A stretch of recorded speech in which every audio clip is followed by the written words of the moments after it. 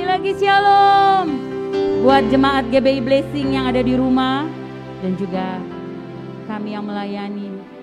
Mari kita menghampiri Tuhan dengan ucapan syukur. Kita akan masuk dalam hadirat Tuhan.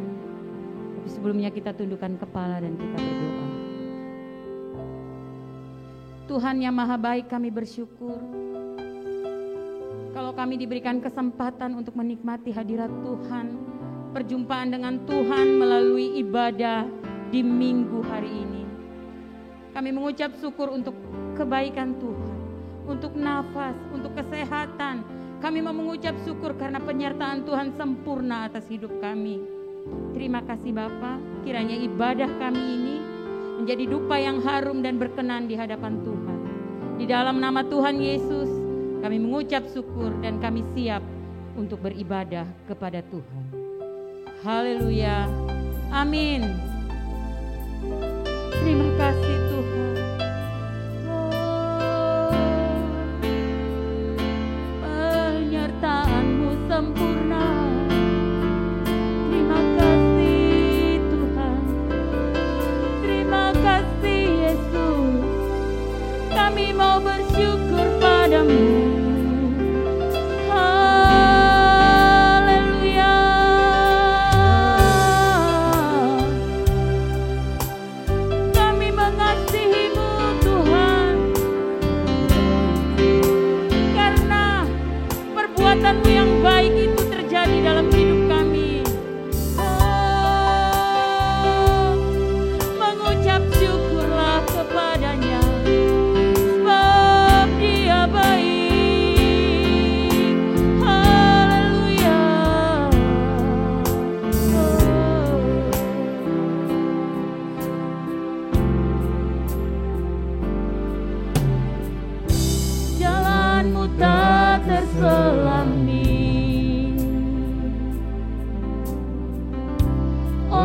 Setiap hati kami, namun satu hal ku percaya,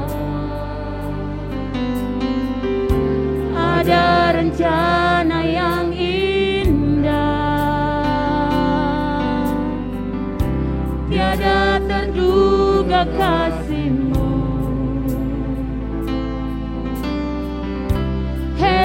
Dan besar bagiku arti kehadiran-Mu selalu nyata di dalam hidupku. Penyertaan-Mu sempurna, rancangan-Mu penuh damai, aman dan sejahtera. Walau di tengah badai, ingin ku selalu bersama, rasakan keindahan arti kehadiran-Mu Tuhan. Jalan-Mu tak terselami Tuhan, jalan-Mu tak terselami. Oleh setiap hati kami, namun satu hal ku percaya, ada rencana yang tiada terduga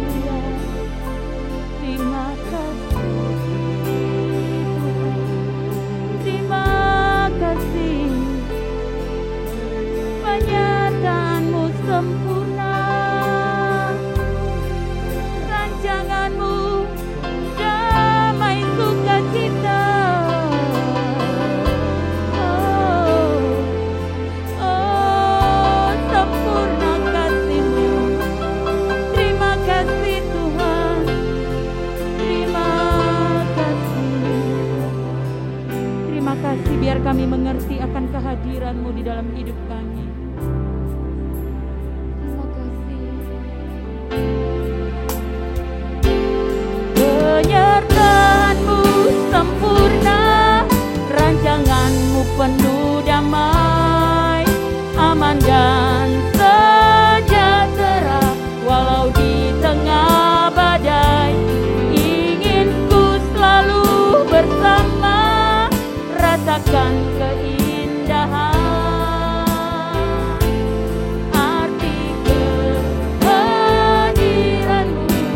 Sekali lagi katakan, penyertaan-Mu sempurna, rancangan-Mu penuh damai, aman dan sejahtera walau di tengah badai. Ingin ku selalu bersama, rasakan keindahan arti kehadiran-Mu Tuhan, arti kehadiran-Mu Tuhan, arti kehadiran-Mu Tuhan. Haleluya. Yang percaya boleh katakan amin. Terima kasih Tuhan. Siap memuji Tuhan untuk jemaat yang di rumah, dan kami di sini kita sama-sama memuji Tuhan. Haleluya. Firman Tuhan adalah pelita bagi kaki kita, yang terang bagi di setiap jalan kita. Amin.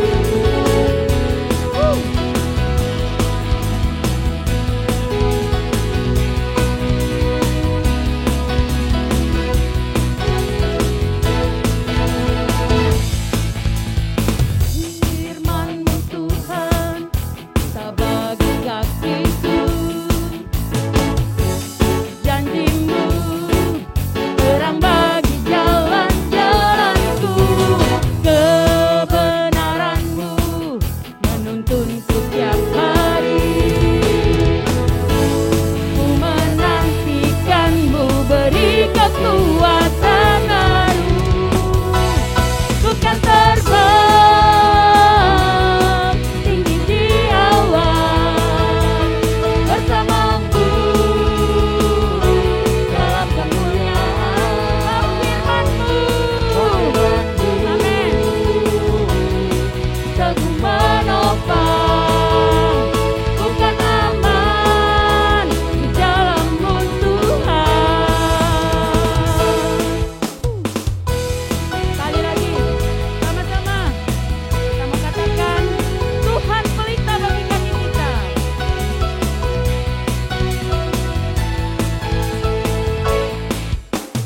Firman-Mu Tuhan, pelita bagi kakiku. Janji-Mu, janji-Mu terang bagi jalan-jalanku, kebenaran-Mu menuntunku tiap hari.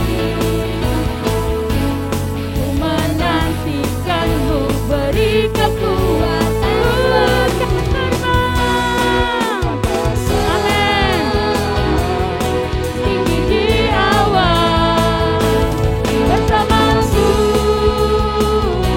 dalam kemuliaan. Firman-Mu teguh menopang,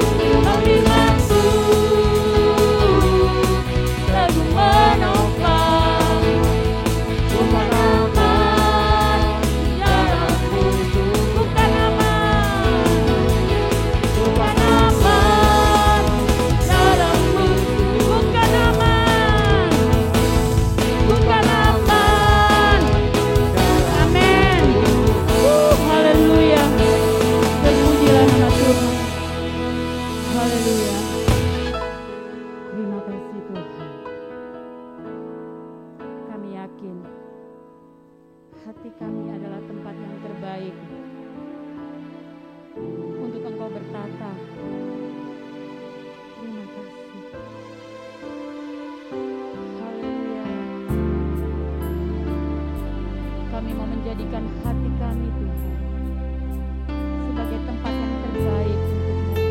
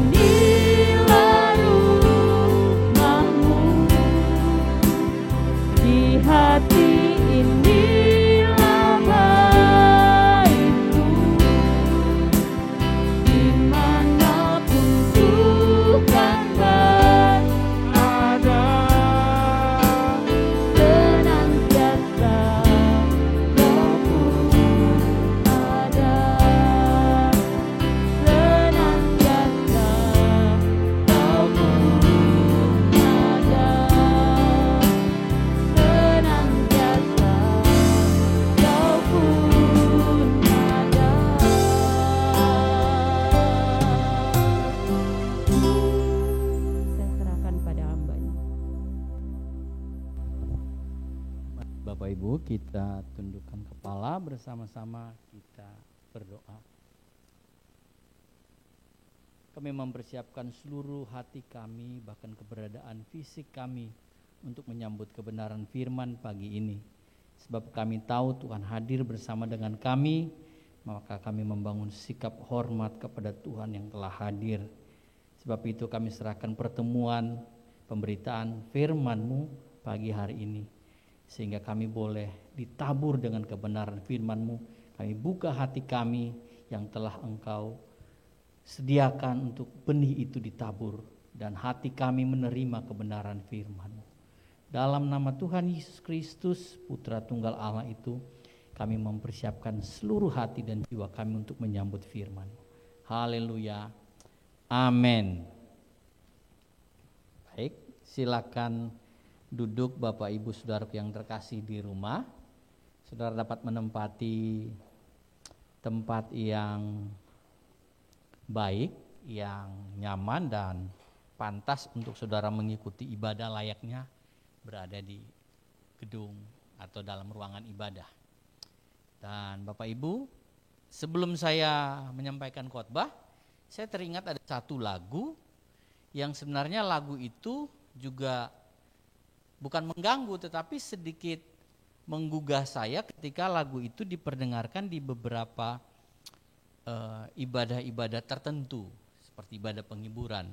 Nah, lagu itu sebenarnya saya akan coba nyanyikan untuk kita semua. Bapak Ibu dapat mengikuti, mungkin ada yang tahu, bisa juga bersama-sama dengan saya bernyanyi, ya.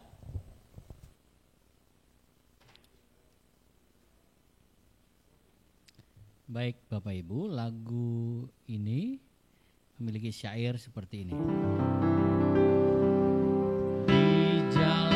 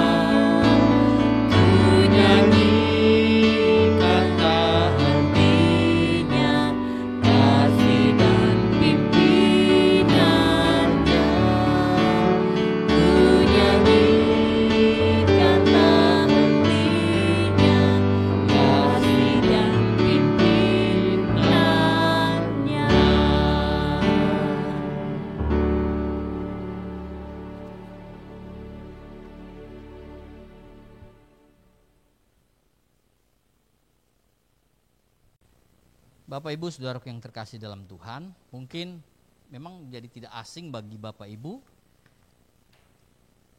yang seringkali mendengar nyanyian ini dinyanyikan dalam ibadah kedukaan. Tapi sebenarnya lagu ini bukanlah untuk mereka, maksud saya bukan untuk menghibur mereka yang mengalami kedukaan. Namun lagu ini ditujukan secara khusus bagi orang-orang Kristen, maksud saya orang-orang percaya yang memang sungguh-sungguh mau berjalan bersama dengan Tuhan, maka mereka akan mengalami apa yang tadi dinyanyikan.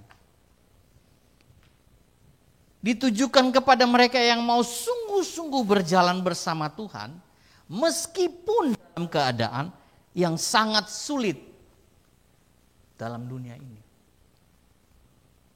Lagu ini sebenarnya merupakan lagu terjemahan dari seorang penulis lagu di Amerika yang berjudul aslinya, dalam judul aslinya All the Way My Savior Leads Me, yang diciptakan oleh seorang wanita yang biasa saja yang bernama Fanny J. Crosby. Mungkin Bapak Ibu banyak tahu cerita tentang seorang penulis lagu yang bernama Fanny J. Crosby ini. Salah satu lagunya juga adalah Ku Berbahagia. Fanny J. Crosby ini punya latar belakang yang cukup menarik. Lahir di tahun 1820 di New York, Amerika Serikat. Lahir dari keluarga yang sangat miskin. Bukan saja miskin, tapi sangat miskin. Orang tuanya John dan Mercy Crosby, saking miskinnya mereka tidak bisa mengobati penyakit yang diidap oleh anaknya. Untuk tidak punya uang membiayai kesembuhan daripada anak ini yang bernama Fanny J. Crosby. Sehingga ketika anak ini baru lahir, dia terkena radang di flu dan matanya. Dan itu mengakibatkan dalam usia 6 minggu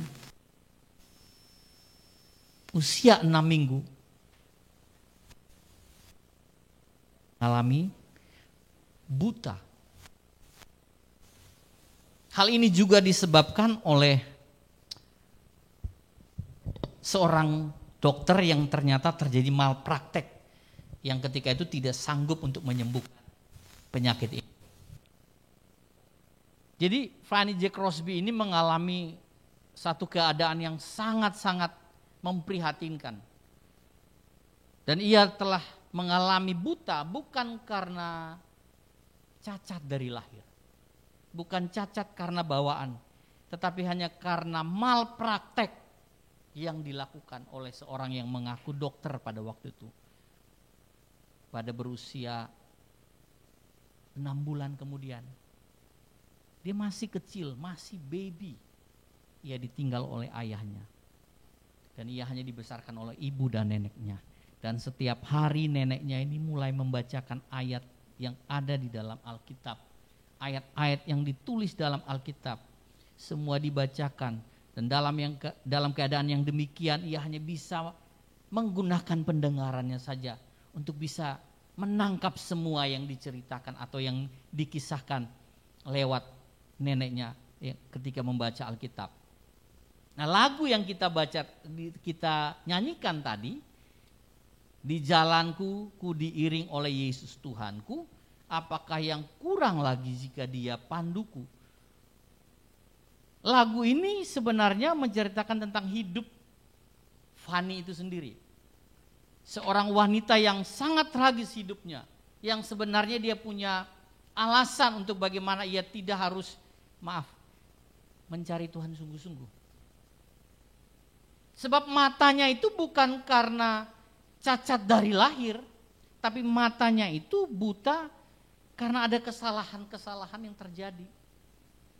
Dan juga karena kemiskinan yang mereka alami. Nah, lagu ini menceritakan dengan syair-syair yang tertulis yang mengandung satu kebenaran yang kuat. Kalau tadi didengarkan dengan perlahan, dalam teks bahasa Indonesia, dalam bahasa Indonesia saja sudah memberikan pengertian yang begitu nyata bagi kita. Bagaimana seorang yang buta bisa tahu dan bisa merasakan tuntunan Tuhan.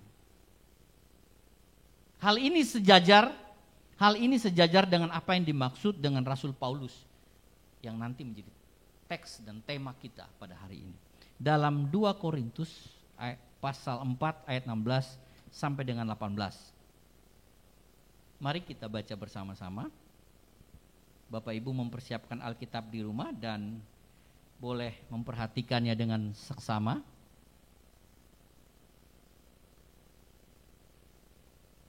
Dua Korintus 4 ayat 16, 17, 18. Judulnya itu adalah apa? Jangan tawar hati waktu menghadapi. Bapak Ibu baca di rumah ya. Nanti ini akan memberikan pengertian bagi kita tentang situasi yang kita alami juga. Ayat 16 berbunyi demikian. Sebab itu kami tidak tawar hati. Tetapi meskipun manusia lahiriah kami semakin merosot. Namun manusia batiniah kami dibaharui dari hari ke hari. Sebab penderitaan ringan yang sekarang ini mengerjakan bagi kami kemuliaan kekal yang melebihi segala-galanya, jauh lebih besar daripada penderitaan kami. Sebab kami tidak memperhatikan yang kelihatan, melainkan yang tak kelihatan. Karena yang kelihatan adalah sementara, sedangkan yang tak kelihatan adalah kekal. Nah, Bapak Ibu Saudaraku yang terkasih dalam Tuhan, keadaan hari-hari ini semakin membuat banyak orang, termasuk orang Kristen, seperti hilang harapan. Lihat situasi hari-hari ini. Putus harapan. Tidak sedikit yang mengharapkan supaya keadaan dunia ini menjadi lebih baik.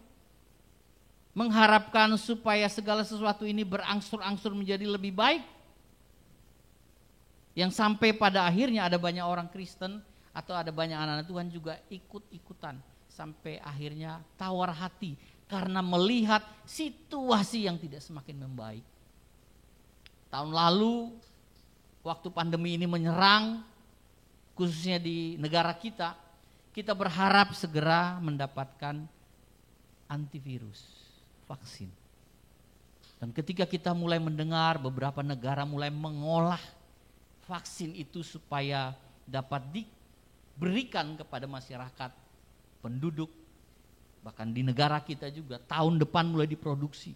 Waduh, kita betapa senang, berharap dengan vaksin yang kita terima itu segala sesuatunya bisa membaik. Tapi hari ini keadaan tidak semakin membaik. Yang sampai akhirnya ada banyak orang yang tawar hati dengan keadaan yang ada. Nah, tadi di ayat ini, ayat 16 berbunyi, sebab itu kami tidak tawar hati. Tidak tawar hati. Ini menarik, sebab kata tawar hati dalam 2 Korintus 4 ayat 16 itu ditulis dengan menggunakan kata ekakeo dalam bahasa Yunani yang berarti menjadi benar-benar tanpa semangat. Tanpa semangat, menjadi lelah atau kelelahan. Ketika keadaan yang diharapkan oleh orang-orang yang berharap seperti yang tadi saya bilang supaya keadaan menjadi lebih baik, ketika keadaan yang diharapkan dengan kuat tidak terjadi, tidak sedikit banyak yang menjadi pasrah. Banyak yang menjadi pasrah. Dan pasrah itu saya memberitahukan kepada kita semua bahwa pasrah itu sebenarnya bersahabat dengan tawar hati. Yang artinya tidak lagi memiliki semangat untuk melakukan sesuatu yang berarti. Jadi pasrah. Hal ini berbeda tipis sebenarnya dengan berserah. Beda. Kalau dalam pengertian bahasa Indonesia mungkin kelihatan sama saja. Sebab berserah, pasrah, ya pengertian yang sama. Tapi dalam teks Inggris berbeda. Berserah itu surrender, pasrah itu giving up. Ini hal yang berbeda. Nah, dalam sebuah analogi supaya Bapak Ibu saudara dapat tahu bahwa perbedaan yang menyolok antara berserah dengan pasrah itu ketika ada sebuah perlombaan, dan perlombaan itu adalah perlombaan lari. Dan ketika sejumlah orang yang mengikuti lomba lari itu mengambil bagian, contoh ya, sekarang kan lagi Olimpiade ya. Itu saya lihat itu pelari-pelari itu, dan yang paling menarik itu bukan saya kurang terlalu menarik kalau lihat lari cepat. Walaupun juga tegang ya, lari cepat 50 meter, lari cepat 100 meter itu ya, atletik ya. Tapi yang paling membuat saya menarik adalah lari maraton. Itu larinya itu puluhan kilo. Bukan 1, 2 atau 100, 200 meter, enggak, puluhan kilo. Dan ternyata lari di sini bisa membuktikan ada orang yang berserah, ada orang yang pasrah. Ketika seseorang atau seorang pelari sudah tidak kuat lagi berlari, maka ia akan pasrah dan bisa saja menyerah atau giving up. Yang pada akhirnya ia seperti tidak berbuat apa-apa. Ya sudahlah, kalau begitu kalian saja yang lari, aku di sini aja. Capek, aku enggak bisa lari lagi. Tapi ada juga orang yang berjuang sampai garis akhir finish, sekalipun dia tidak menjuarai perlombaan itu. Nah, berkaitan dengan atletik atau lomba lari, saya pernah baca satu kisah seorang pelari dari Afrika kalau tidak salah. Dan pelari itu ternyata berlari dan dalam keadaan yang tidak normal. Artinya kakinya entah keadaan bagaimana, kakinya terpelecok atau ada yang patah, atau sehingga dia berlari dengan tidak sempurna. Dan panitia menantikan pelari itu sampai garis akhir. Semua pelari sudah masuk. Tinggal pelari terakhir dari Afrika. Saya kurang tahu dari negara Afrika mana ya. Tapi tepatnya kulitnya hampir sama seperti saya. Gelap juga. Dan ketika pelari itu sampai mencapai garis finish, dia diwawancarai oleh banyak wartawan. Salah satu wartawan bertanya, "Loh, kenapa Anda tidak giving up saja? Sebab semua sudah sampai masuk finish." Dia bilang begini, negara saya mengutus saya bukan untuk giving up. Negara mengutus saya untuk sampai finish. Saya mau kasih tahu, Tuhan taruh kita dalam dunia bukan untuk pasrah, tapi menyelesaikan tugas kita. Ada sesuatu yang kita buat dalam keadaan yang sulit, mungkin kita bisa pasrah. Waduh, ini sepertinya tidak ada harapan deh. Ekonomi tidak semakin membaik. Banyak orang mengeluh, waduh, termasuk kita juga mengeluh. Tapi keadaan ini tidak boleh membuat kita pasrah. Ini menarik.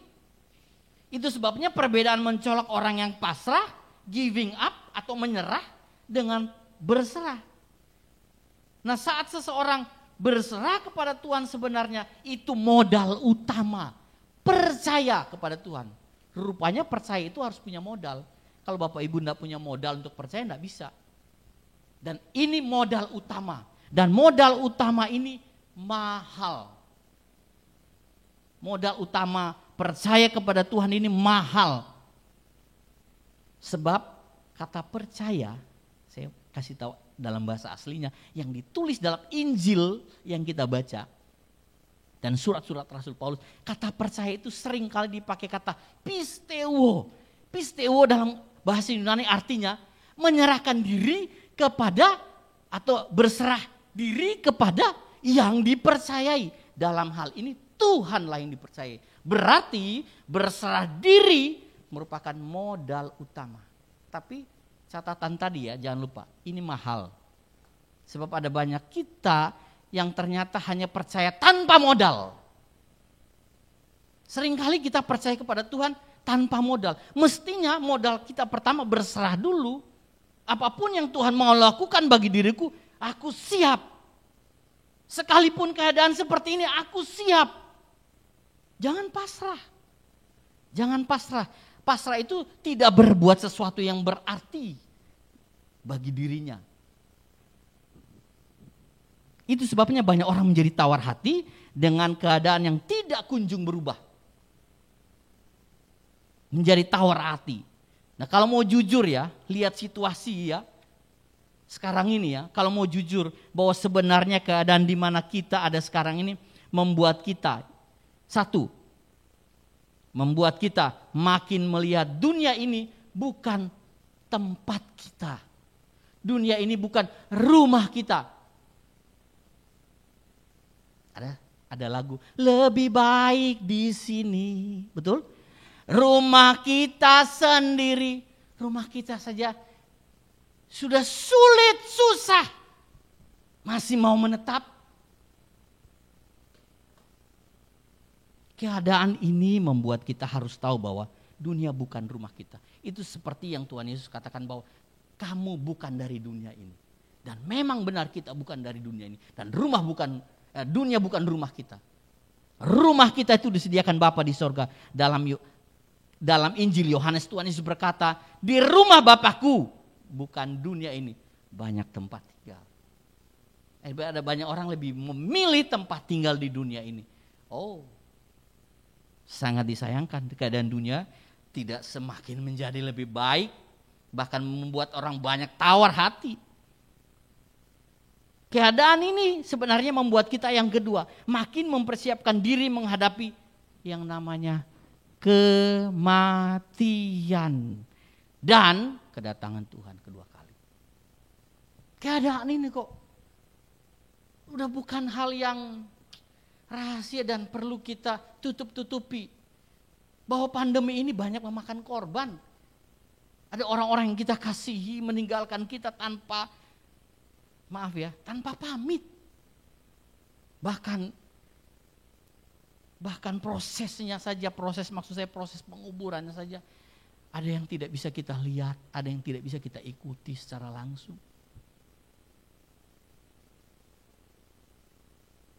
Situasi pandemi ini membuat kita sebenarnya makin mempersiapkan diri. Dan satu hal yang paling penting adalah kalau situasi seperti ini maka kita harus mempersiapkan diri menghadapi kematian. Kalau kita diberikan kesempatan hidup maka kita harus mempersiapkan diri untuk kedatangan Tuhan kedua kali. Jangan sampai keadaan ini membuat kita tawar hati, pasrah, tidak mempersiapkan diri apa-apa. Yang pada akhirnya sewaktu-waktu Tuhan bisa datang atau kematian bisa menjemput kita. Tidak usah tunggu pandemi COVID. Ada orang kecelakaan saja hari ini bisa langsung juga mati. Kita tidak tahu, tapi kita pasti mati. Tapi kita tidak tahu kapan. Tapi kita harus mempersiapkan diri, itu yang penting. Sebab keadaan ini harus mendorong kita. Bahkan melemparkan kita untuk mempersiapkan diri menghadapi kematian dan kedatangan Tuhan yang kedua kali. Dan yang ketiga, keadaan ini membuat kita, ini yang paling penting, harus dewasa iman dan dewasa mental. Ada orang mentalnya bisa dewasa, tapi imannya belum tentu dewasa. Kelihatan baik, tapi imannya enggak. Seperti tidak mengakui adanya Tuhan bersama dengan dirinya. Dia merasa dia mampu karena punya uang banyak. Merasa mampu karena punya koneksi dengan orang-orang hebat. Bisa melakukan segala sesuatu. Keadilan bisa dibeli. Orang-orang yang tidak dewasa iman. Mestinya keadaan dunia ini bukan saja pandemi COVID, tapi keadaan-keadaan yang kita alami setiap hari itu bisa mendewasakan iman dan mental kita. Dan dewasa iman ini juga harus kita tunjukkan. Harus kita garap. Tidak otomatis orang menjadi dewasa. Tapi kalau menjadi umur yang bertambah dan menjadi tua, itu otomatis. Tapi dewasa tidak otomatis. ada orang yang umurnya sudah seperti saya, tapi masih main mobile game. Aduh, kalau saya bisa ngomong, bro, ingat umur gitu loh, ngerti gak? Ingat umur. Ya bukan gak boleh main, kita pasti punya, tapi sesuai umur kita enggak.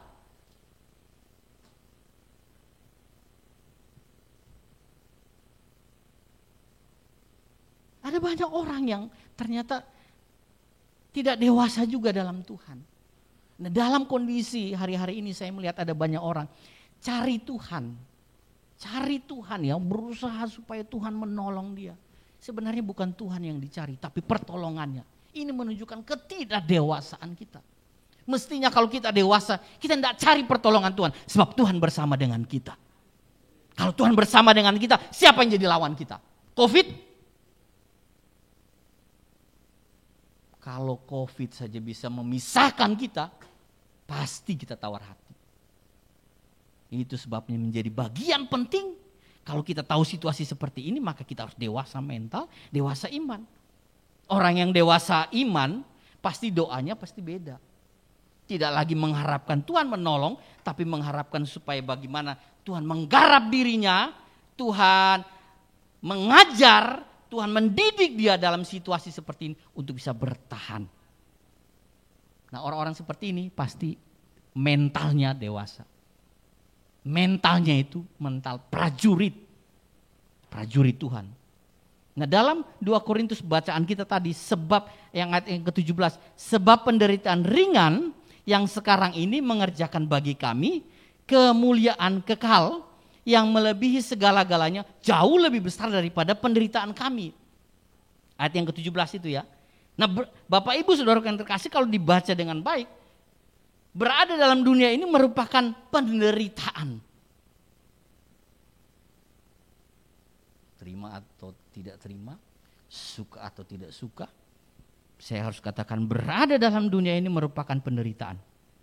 Ada banyak pengajaran yang menolak hal ini dan menganggap orang-orang Kristen seperti ini pasti salah dan sesat. Masa kita orang Kristen bisa menderita? Jangan bodoh. Alkitab sudah menuliskannya dan memberi contoh bagi kita dalam Injil dan surat-surat yang ditulis dalam Perjanjian Baru. Dan hampir semua Perjanjian Baru berisikan tentang kata ini, penderitaan. Penderitaan atau penganiayaan. Dalam Filipi 3 ayat 10 jelas sekali Tuhan Yesus memberikan teladan bagi kita. Yang ku kehendaki, Filipi 3 ayat 10, yang ku kehendaki ialah mengenal dia dan kuasa kebangkitannya dan persekutuan dalam penderitaannya. Perhatikan baik-baik. Di mana aku menjadi serupa dengan dia dalam kematiannya. Ada banyak orang Kristen setiap hari Minggu bersekutu dan menganggap hari Minggu adalah hari persekutuannya. Saya mau kasih tahu, kalau tidak bersekutu dalam penderitaannya, itu bukan bersekutu. Pasti bersekutu yang salah. Dan persekutuan kita dengan Tuhan itu main-main. Sebab kita tidak serius bersekutu dengan Tuhan. Karena kita tidak mau terima yang namanya penderitaan.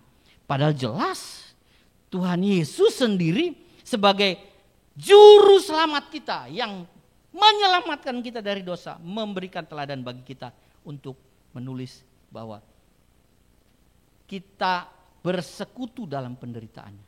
Dalam 1 Petrus 4 ayat 1, jadi karena Kristus telah menderita, penderitaan badani kamu pun harus juga mempersiapkan dirimu dengan pikiran yang demikian.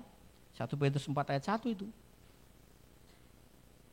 Ayat 1 Petrus 5 ayat 8, sadarlah dan berjaga-jagalah, lawanmu si iblis berjalan keliling sama seperti singa yang mengaum-ngaum dan mencari orang yang dapat ditelannya.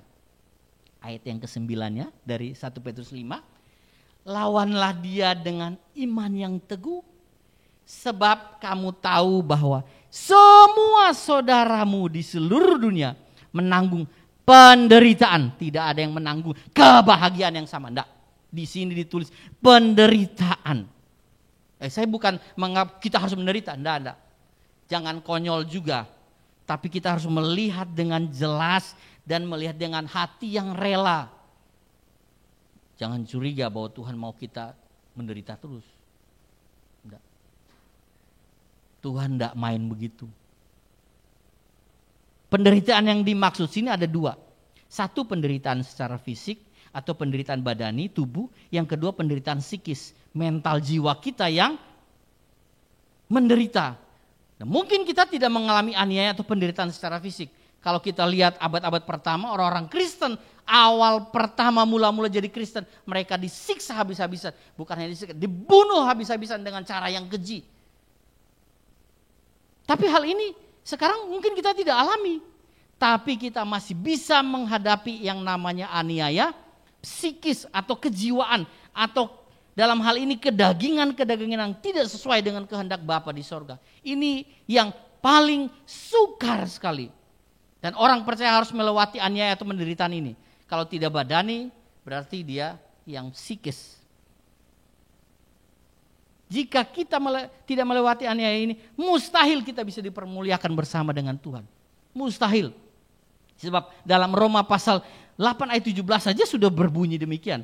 Roma 8 ayat 17. Dan jika kita adalah anak, maka kita adalah juga ahli warisnya. Orang paling senang sampai pada kata ahli waris. Seperti pikir dia mewariskan kekayaan surga di bumi. Ahli waris ini orang senang banget. Dan jika kita adalah anak, maka kita juga adalah ahli waris. Nah, baru dikasih tahu maksudnya orang-orang yang berhak menerima janji-janji Allah yang menerimanya bersama-sama dengan Kristus, yaitu jika jadi perhatikan baik-baik, bukan maunya saya atau bukan maunya Tuhan supaya kita menderita, bukan konyol seperti itu, enggak. Tapi saya sudah awali tadi ya, bahwa berada dalam dunia ini merupakan penderitaan. Sebab dunia ini memang sudah terkutuk dan tidak bisa kita alami kebahagiaan dalam dunia ini selain bersama dengan Tuhan. Amin. Amin. Orang mau bahagia di bumi, bahagia juga di sorga. Nggak bisa. Kalau bahagia di bumi pasti bahagia dengan segala keinginan dan kehendak hatinya. Nggak mungkin. Sebab Tuhan bilang kamu tidak dapat mengabdi kepada dua Tuhan. Kamu tidak dapat berbakti kepada dua Tuhan. Kalau kamu mengasihi yang satu, pasti kamu benci yang satu. Tidak mungkin dua-duanya kamu bisa. Tidak bisa orang harus memilih salah satu. Itu sebabnya penderitaan yang sekarang kita alami ini, dikasih tahu situ kata ringan. Penderitaan yang sekarang kita alami ini adalah penderitaan yang ringan. Kata ringan itu seharusnya bukan saja ringan, tetapi juga cepat. Dari kata elapros, yang artinya bukan saja penderitaan-penderitaan yang kamu alami itu penderitaan ringan, bukan ringan saja beban artinya, tetapi menunjuk kepada penderitaan yang berlalu begitu cepat.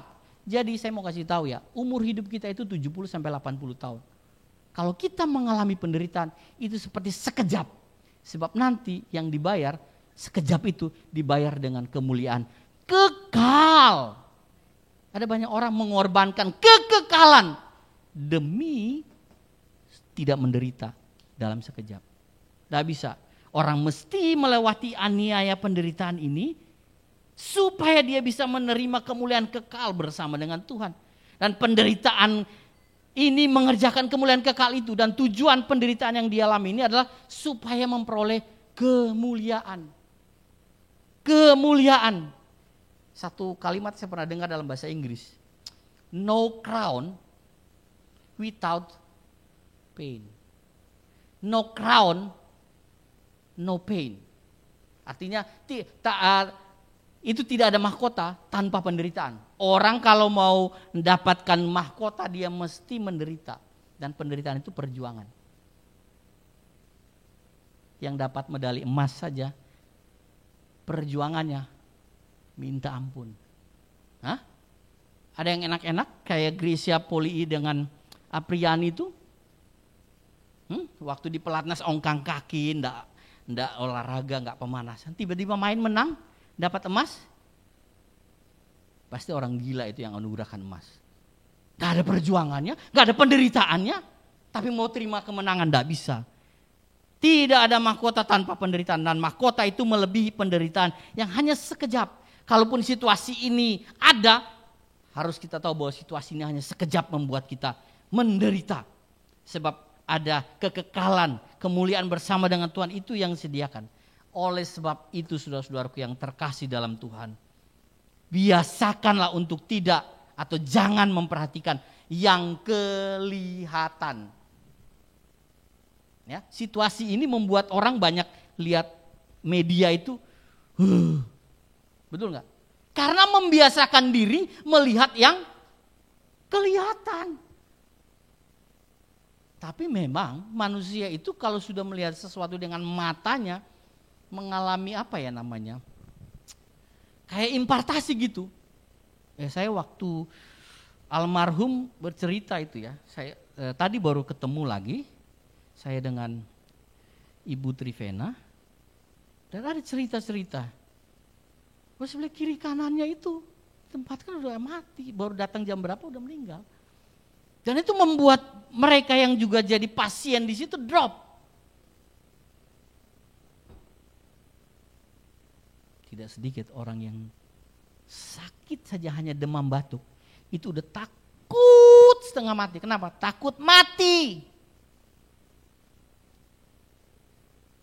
Coba, karena melihat, dia tidak biasa untuk melihat yang kekekalan, melihat yang tidak kelihatan. Betul enggak?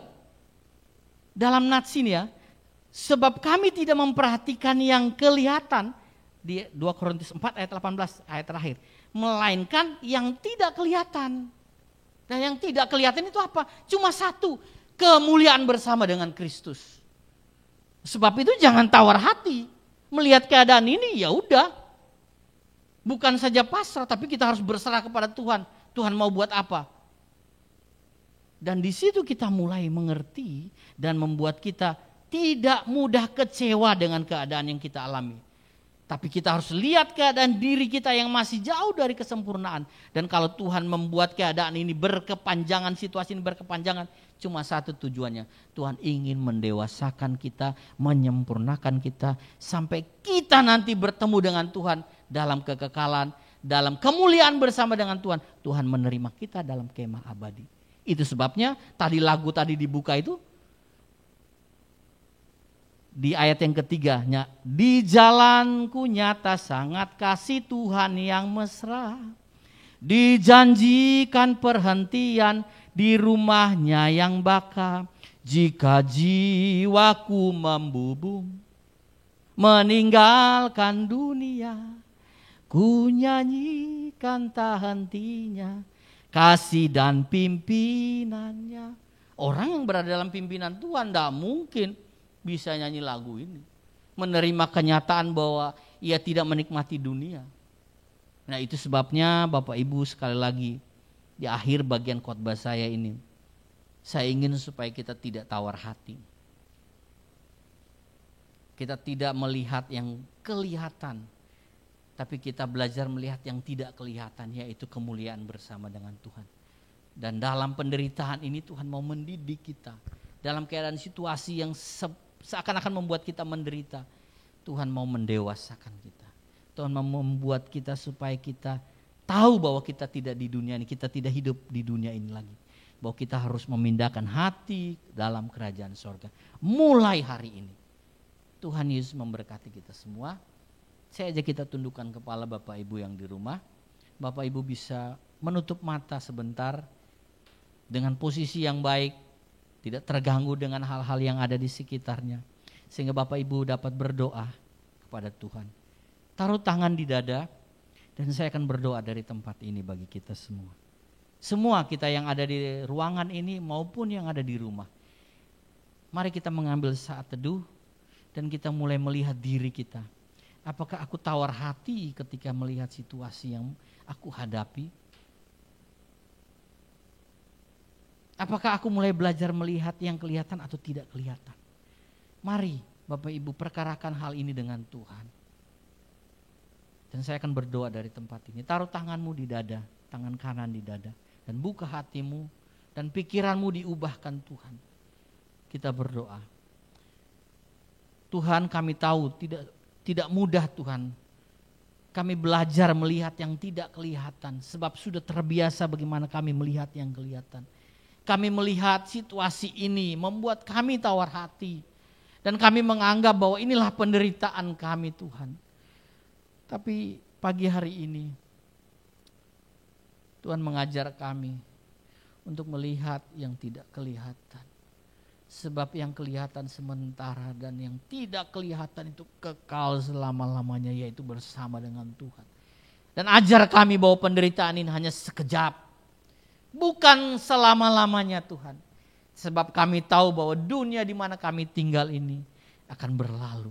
Dan kami akan dipindahkan dalam keadaan bersama dengan Bapa di surga, dipermuliakan. Tolong kami Tuhan menghadapi situasi yang tidak semakin membaik. Bahkan mungkin kalau semakin memburuk, kami tidak peduli dengan keadaan ini. Tapi kami mau peduli dengan Tuhan. Dan Tuhan menyediakan segala sesuatu bagi kami dalam kerajaan Bapa di surga. Tuhan, tolong kami menjalani hari-hari hidup kami. Kalau kami menaruh hati kami kepada Bapa di surga, maka Tuhan akan menyediakan jalan-jalan di bumi ini. Jalan-jalan ketika kami melangkahkan kaki untuk bertanggung jawab, memenuhi semua kebutuhan hidup kami. Maka penyertaan Tuhan itu sempurna, tidak kurang sedikit pun. Sebab kami tahu semua dalam kontrol Tuhan. Sekalipun penderitaan ini, sekalipun keadaan yang membuat kami begini, tapi semua dalam kontrol Tuhan. Dan kalau semua dalam kontrol Tuhan, maka hidup kami terjamin aman dan terjaga dalam Tuhan. Terima kasih Tuhan, kami dikuatkan dengan kebenaran firman-Mu. Biarlah kami tetap terjaga dalam kehendak Tuhan saja. Kami serahkan hidup kami dalam tangan-Mu, orang-orang yang kami kasihi. Hamba berdoa di tempat ini, biarlah kiranya jemaat GBI Blessing diberkati, dikuatkan Tuhan. Sehingga mereka mampu melalui semua penderitaan yang mereka terima dalam keadaan dunia yang semakin tidak menentu ini. Dalam nama Tuhan Yesus Kristus kami berdoa dan kami mengucap syukur untuk kebenaran firman-Mu. Amin. Tuhan Yesus memberkati kita.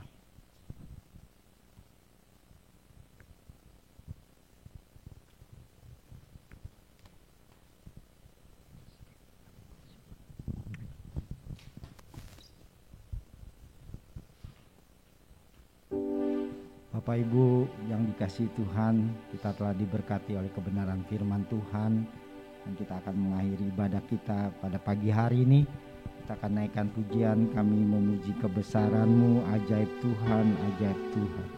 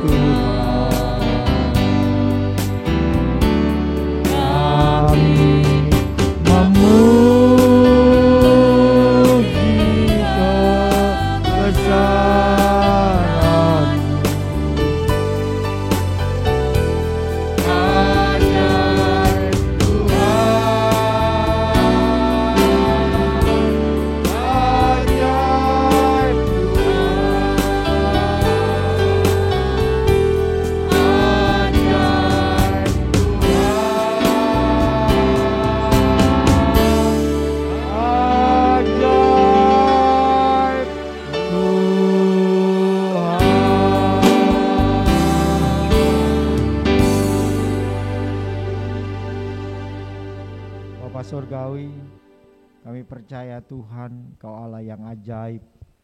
Kami percaya Engkau Allah yang telah menyertai kehidupan kami hingga saat ini Tuhan. Ajar kami tidak tawar hati di dalam kami menghadapi segala pencobaan ujian yang kami hadapi Tuhan. karena kami percaya penderitaan yang ringan ini Tuhan akan kami dapat lalui dalam hidup ini, dan kami akan melihat hal-hal yang luar biasa di dalam kekekalan Tuhan.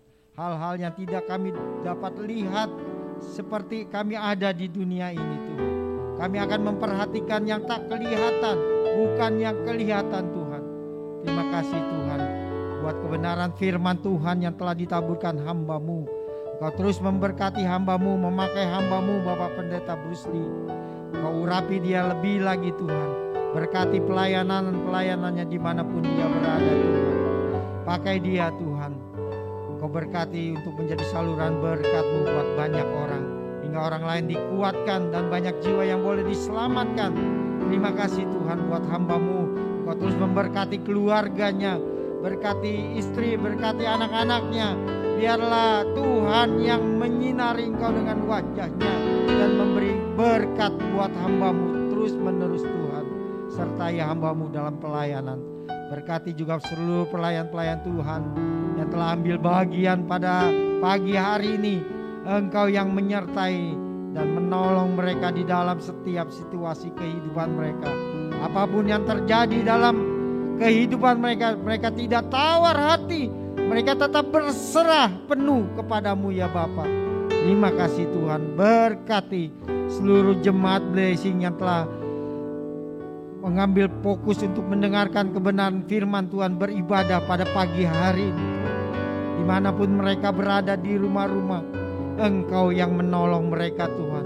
Kalau ada di antara mereka yang sakit Tuhan, seluruh jemaat GB Blessing, kami dari tempat ini menopang tangan di dalam nama Yesus, menjadi sembuh, sehat kembali Tuhan di dalam nama Yesus.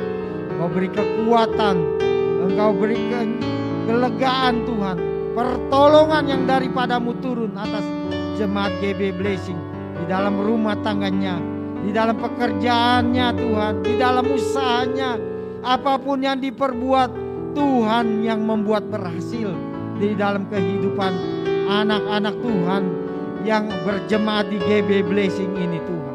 Terima kasih Bapa yang baik.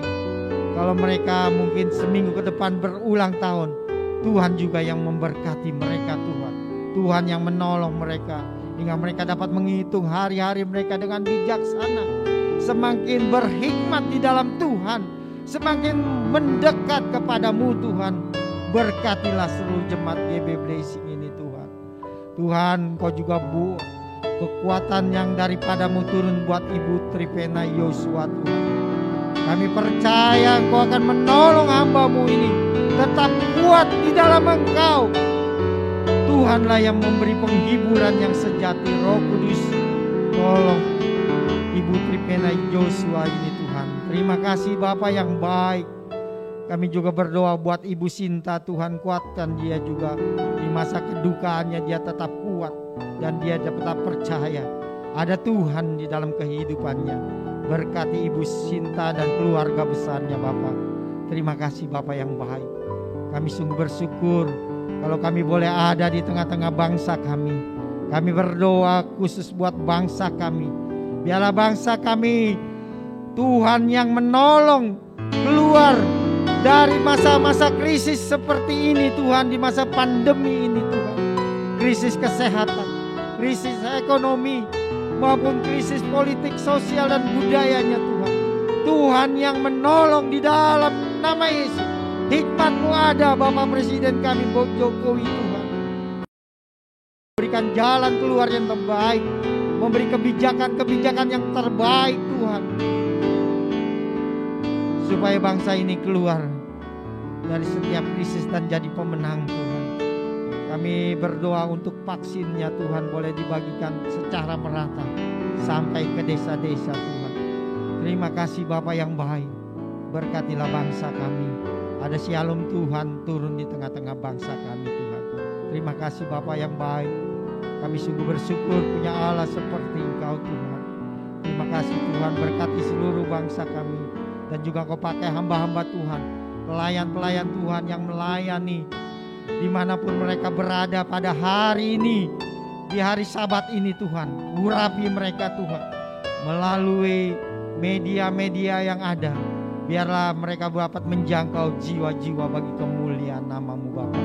Terima kasih Bapa, kami sungguh bersyukur dalam ibadah pada pagi hari ini, dan kami akan menerima berkat Tuhan.